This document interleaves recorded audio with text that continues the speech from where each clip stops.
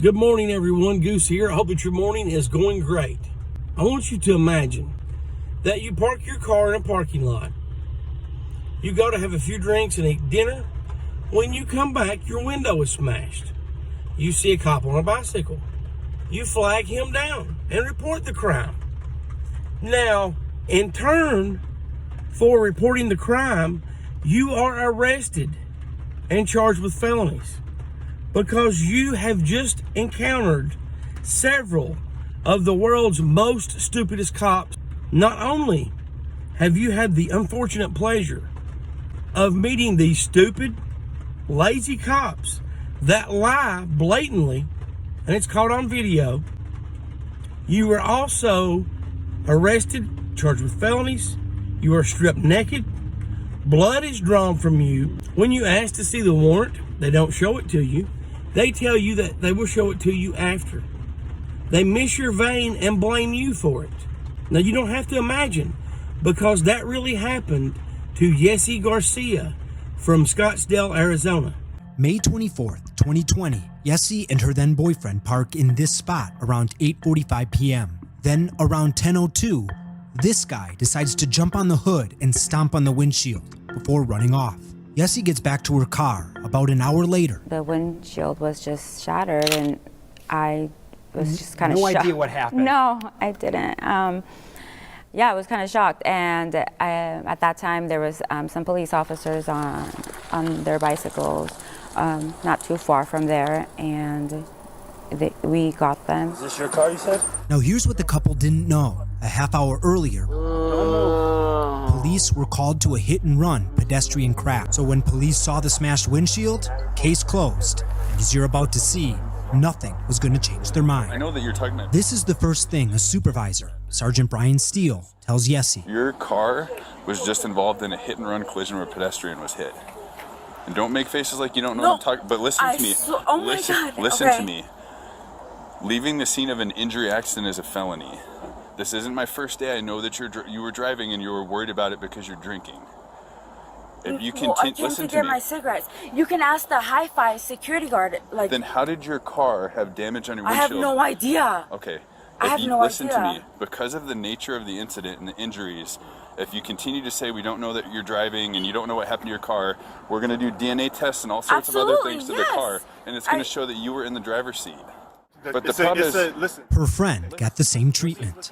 I'm not going to listen to you because you're lying to me. The problem is you guys left, were involved in a collision, you panicked, you pulled over here. No, we did not. No, we did not. Okay. You cannot pin that. You're not pinning that on us, because that is not the truth. You're not listening to me. I'm listening to you. You're not saying that this vehicle was involved. Listen, in stop a hit and talking run. for a second. You're not listening to me. Officers refused to believe they had just come from a nightclub and had been there for hours. Let me show you the transactions. Let me show you the transactions. I don't need to see the transactions. Why? Why? Because it validates my truth? No, there's evidence that you can't dispute. That's not evidence about anything. There's a person that hit the windshield. Nobody hit the windshield. Okay. This car. All right, I'm not going to argue with you, man. Won't argue, but police would lie to him repeatedly. I already know she was driving. I'm not stupid. We have witnesses and we have cameras.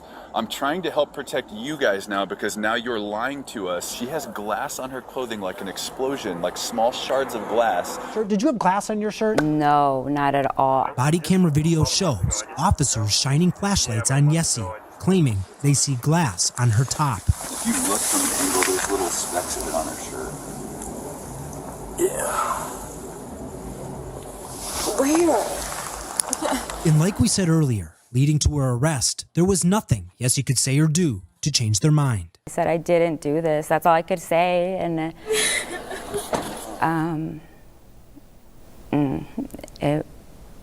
yeah, I just wanted them to believe me. She was taken to the station, and because they claimed glass was on her clothes, Yessie says she had to strip naked. Pretty embarrassing and just humiliating. Was that before or after they took your blood? That was the first thing, and then they walked me out. They sat me down in this chair. She asked to see the warrant first, but Officer Ben Roberson refused. Okay, can I see that? When we're done, I don't have time to waste you reading documents. I've served you, that's all I need to do. And if you don't put your arm out, you're gonna be strapped down. We don't want that. Put your arm out so we don't have to tie you down like an animal. He also misses her vein. and then blames her. See, you made me miss by moving. Here's what else police missed or ignored. This video, obvious, indisputable proof that Yessie is innocent. Officers had this surveillance video before she was handcuffed or brought to the station. An officer went to a nearby building, spoke to a security guard, had him pull up the footage. The call came out at 10:48, so if we go back to like 10:40. In the police report, Officer Nicholas Fay wrote, video review was inconclusive to show if the vehicle had left and come back or remained there the entire time, based on the constant pan of the camera. But that's not true. The camera pans back and forth about every 30 seconds, and the car always there. Police arrested Yessie for 2 counts of DUI and failure to stop at the scene of an accident causing injury or death. I couldn't believe it. I had cooperated. I had done everything that they asked me to. I guess the fact that they just wouldn't check the cameras. Several days after her arrest, Yessie hired a defense attorney who tracked down his own copy of the video and sent police a timestamped version. That's when Scottsdale dropped the charges. But the damage was done because the morning after her arrest, her mugshot already on the news and all over the internet, even the New York Daily News. Yessie filed a lawsuit in late May, but she's dropping the suit. Attorneys tell her because of qualified immunity, it will be too difficult to hold the officers accountable. Why are we sitting down here? Why is this a story you're willing to tell? To clear my name. And even for, don't believe everything. I know everyone says that, but really you have no idea what that person in that mugshot really just went through. If you didn't park in a spot with a surveillance video, I don't think that you're sitting here in front of me. No. I think there's a good chance you're in prison right now. Right. That's why, despite everything that happened, Yessie still considers herself lucky. My heart goes out to all those people that aren't able to be as lucky as I am. That's a hard thought. When we reached out to Scottsdale for comment, a spokesperson told us the case was dropped only because the hit-and-run victim declined to prosecute, not because Garcia was actually innocent. To the department's credit, when we later sent video of the windshield stop, the spokesperson followed up with the following statement. Thank you for bringing that portion of the video to our attention. This video does bring up questions that need to be answered. This incident occurred 14 months ago. However, our new chief, Jeff Walter, takes these matters very seriously and has asked for a formal internal affairs investigation to fully review the incident. First and foremost, I don't care if they had qualified immunity or not. I would have continued my lawsuit. I would not have dropped it for anything. Now, the internal investigation reluctantly was released January 19th, 2022. And it did find that those officers involved violated policy and it was frowned upon. Whatever the hell that means. Basically, all the report said was that there was a violation of department policy and it named some of the punishments. It would not release other details of the case. The detective for the department refused to release those.